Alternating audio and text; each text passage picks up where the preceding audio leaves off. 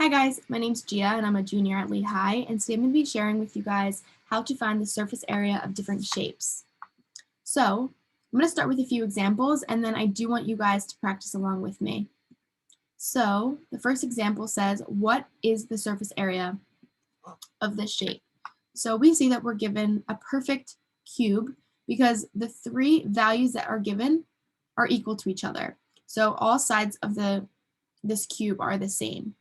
So since a cube has 6 identical faces, each face is a square, which is what makes this a cube.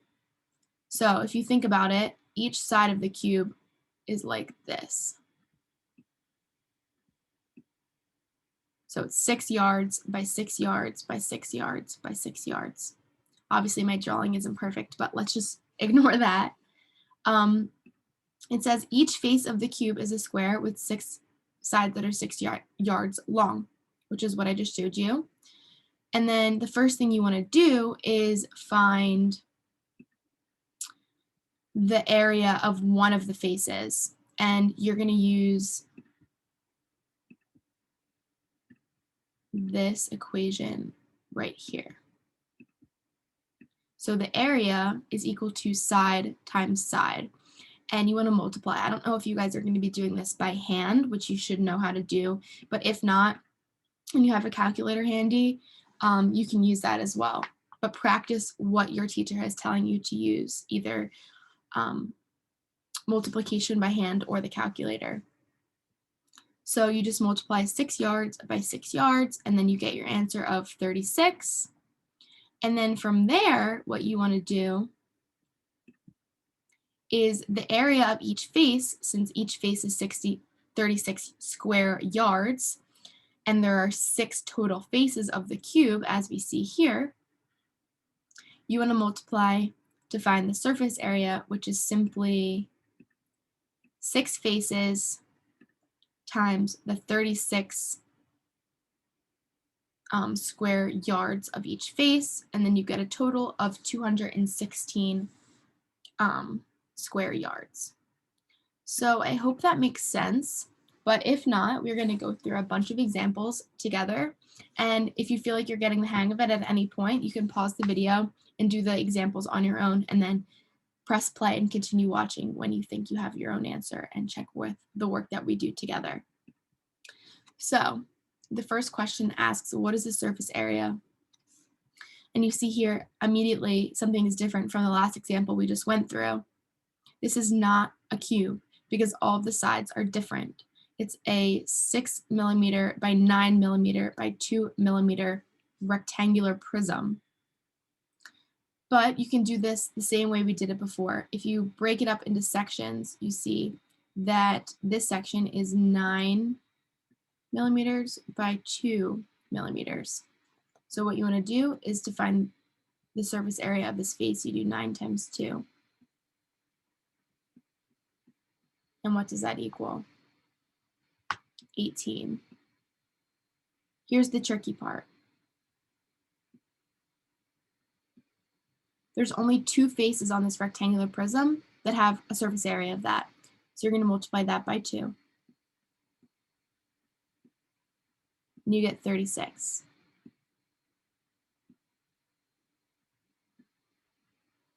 Okay, so now that we did that math, because you have this side and this side over here, we have a few more sides that we need to do. So I'm going to clear the work we did here and just write over here that we already have 36 millimeters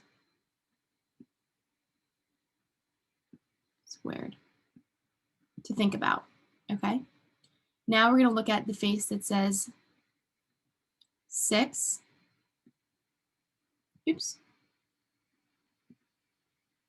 you have 6 by 2, and there's 2 of these faces, here and over here. So 6 times 2 is equal to 12. And since there's 2 faces, with this area, you multiply it by 2 and you get 24 millimeters. Okay, So now that we have that face, this one, and this one, there's only 2 left, and it's this top one and the one on the bottom. So I'm gonna remove all of this work that I did and put over here. We know we have 24 millimeters squared.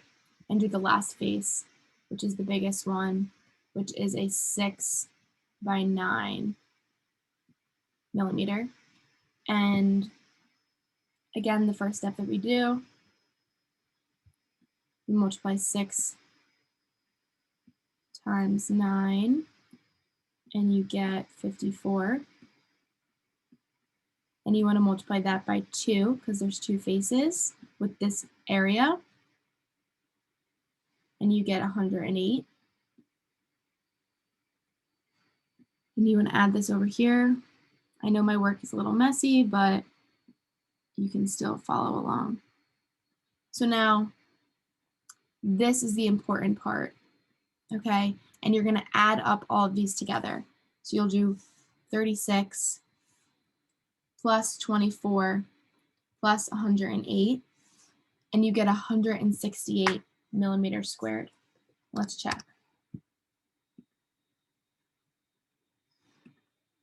So again, that is the main difference between the cube, which has faces of all the same length, and a rectangular prism, which clearly has different lengths for each side, for all 3 sides. So you have to make sure that that's your first step in solving these problems. You determine if it's a cube or if it's a rectangular prism, and then from there you follow the steps that deciphers between the two. So here's another example.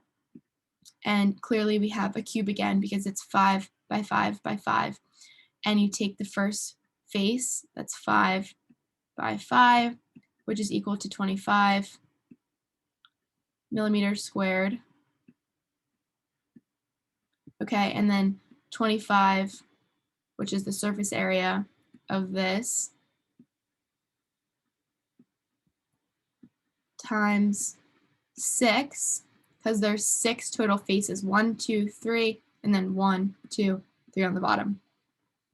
Okay, and then you do 25 times 6, and you get 150. So much simpler when it's a cube, and we could check our work, and that's correct. Okay, here is another example of a rectangular prism. And this one is slightly different than the first rectangular prism we had because 2 of the sides are the same and 1 is not. So if you want to break it down, you can say that you have these 2 squares on the end that are both, so it's 5 by 5, and you have times 2 because you have 2 of these. 1 here and 1 on this side, okay? And then you have this other shape, it's more rectangle, and you have, it's 5 by 10, and there's 4 of these faces, so you want to multiply it by 4, so, because you have 1 here, 1 here, 1 on this side, and 1 on the bottom, so there's 4 total faces of that. So if you do 5 times 5, you get 25, and then 5 times 5 is 25. Write that down. And then times 2, you have 50. Okay? This one is 5 times 10. 5 times 10 is equal to 50. And you multiply it by 4 faces, and you get 100. I'm sorry, you get 200. Let's rewrite that. And then the final step is adding 50 to 200, and your answer is 250 square inches. Submit. Done. Okay, so I want you guys to try this one on your own. This one's pretty simple because the numbers are just 1. 1 times 1 is 1, times 6 faces is 6. That one was simple. And then you can continue going on through these examples on your own if you want. I did both a few cubes and a few rectangular prisms to see the difference between the two. So I hope you guys learned something and will know how to do this moving forward. Thanks for watching.